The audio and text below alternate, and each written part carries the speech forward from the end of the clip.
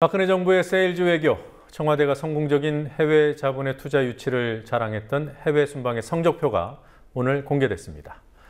정부 홍보와는 달리 낙제에 가까운 결과였습니다. 노지민 PD와 함께 좀 더 구체적으로 살펴보죠.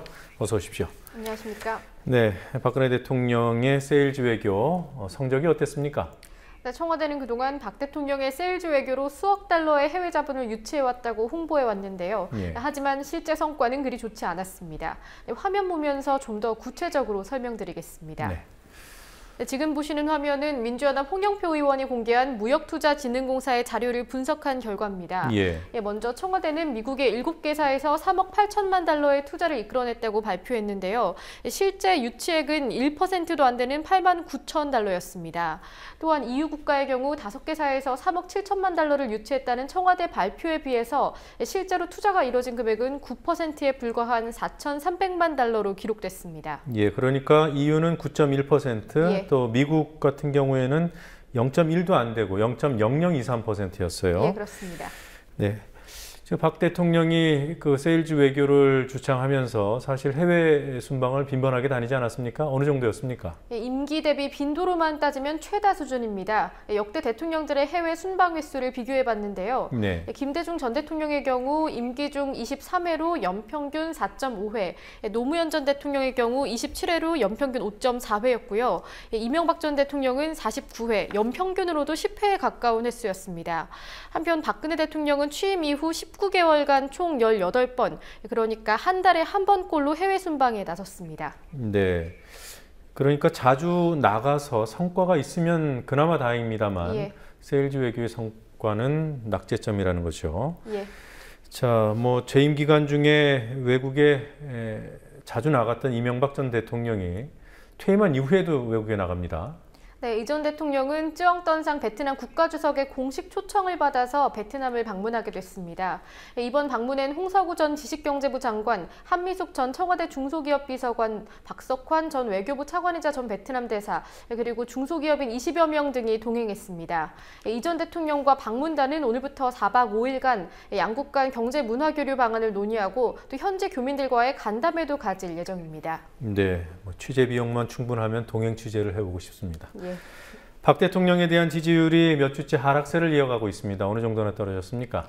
여론조사 전문기관 리얼미터가 발표한 여론조사 결과 박 대통령의 국정수행 지지도가 3주 연속 하락세를 보였습니다. 박 대통령 국정수행을 잘한다고 평가한 응답률은 9월 마지막 주 50%대를 회복했다가 이번 달 들어서 하락세를 이어가더니 지난주 40%대로 떨어졌고요. 반면에 국정수행을 잘하지 못한다는 응답자는 꾸준히 상승하면서 점차 40%대 중반으로 가까워지고 있습니다. 네.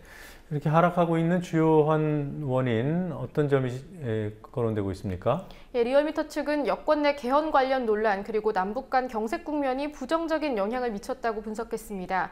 또 하나 눈여겨볼 점은 지난 한 주간 대구 경북 50대 보수 성향, 그러니까 상대적으로 박 대통령을 지지해온 유권자들의 부정적인 평가가 늘었다는 점입니다. 같은 기간 새누리당에 대한 지지율 역시 하락세를 보였습니다. 네. 그리고 오늘 광화문에서 박근혜 대통령을 풍자하는 전단지가 대량으로 살포됐습니다. 좀 특이한 풍자 이벤트가 있었던 것 같아요. 지난 대선 당시 박근혜 당시 새누리당 후보를 백설공주로 표현해서 기소됐던 팝 아티스트 이하 씨가 벌인 퍼포먼스입니다.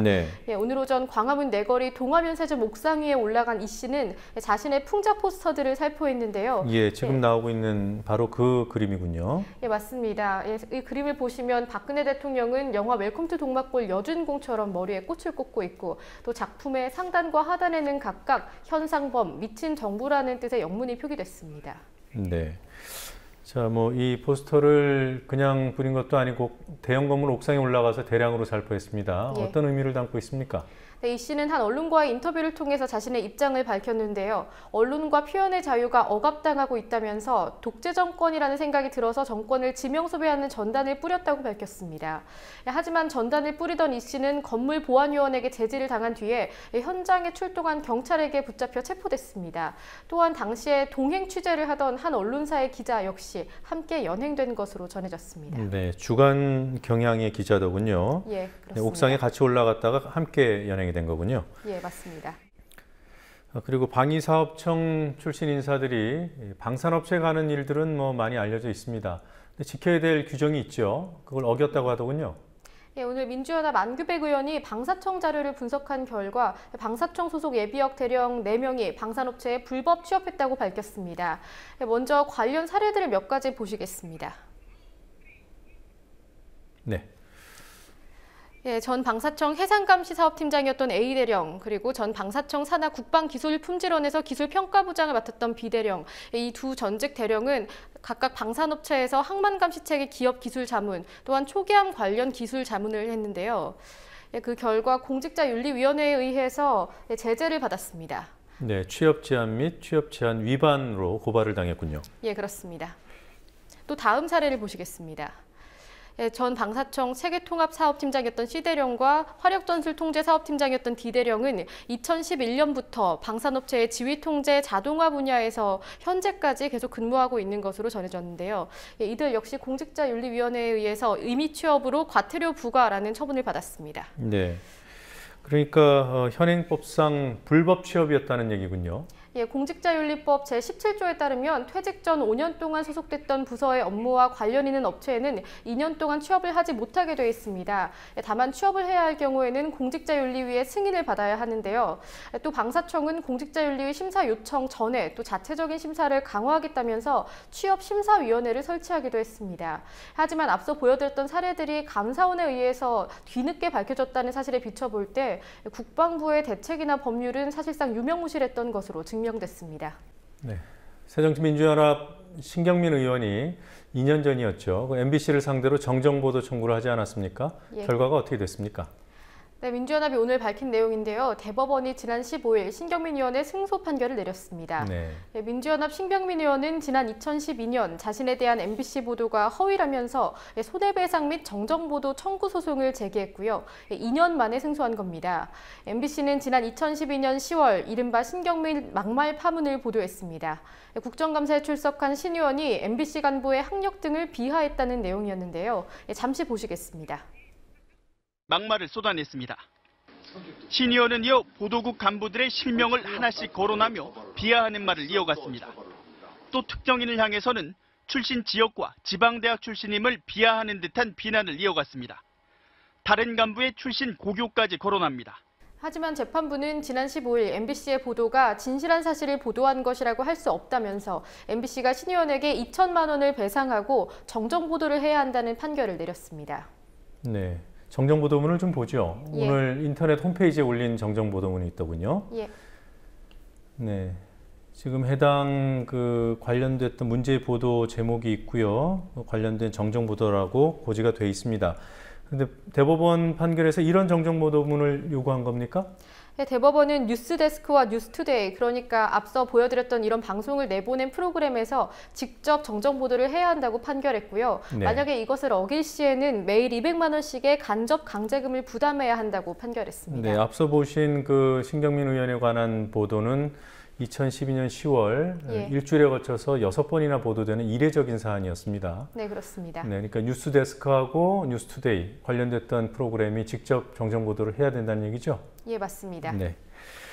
자, 그리고 김성주 대한적십자사 총재 계속 논란의 주인공으로 등장합니다. 오늘도 국감 불출석과 관련된 논란이 있었더군요.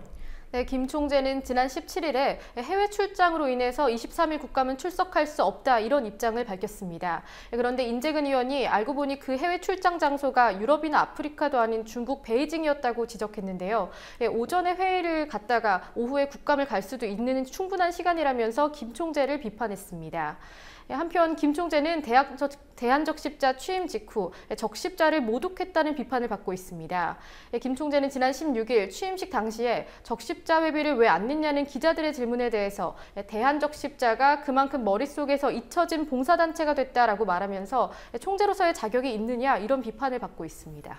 그러니까 적십자 회비를 안 냈다는 본인의 약점, 이 부분을 스스로 합리화하는 과정에서 자신이 몸담게 된, 그것도 총재를 맡게 된 조직을 좀 깎아내린 그런 셈이 됐네요. 예, 그렇게 이해할 수도 있는 발언이었습니다. 네, 오늘 여기까지 보겠습니다. 수고했습니다.